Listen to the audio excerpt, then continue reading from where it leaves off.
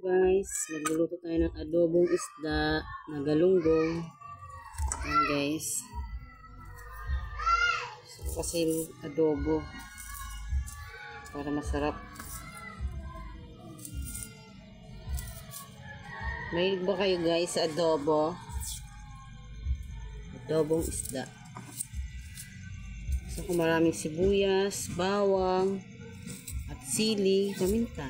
Masarap.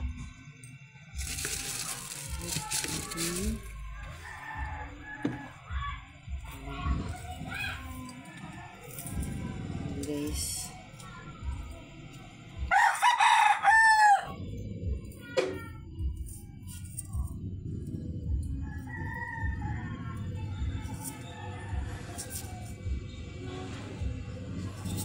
Guys.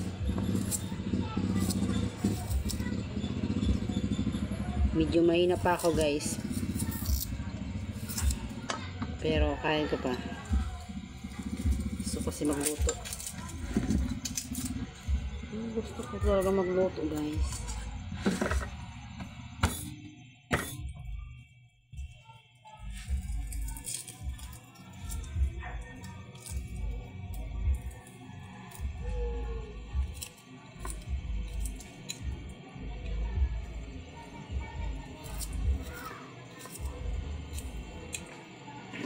Yan guys, tapos na ako guys. Lalagyan ko na lang siya ng toyo.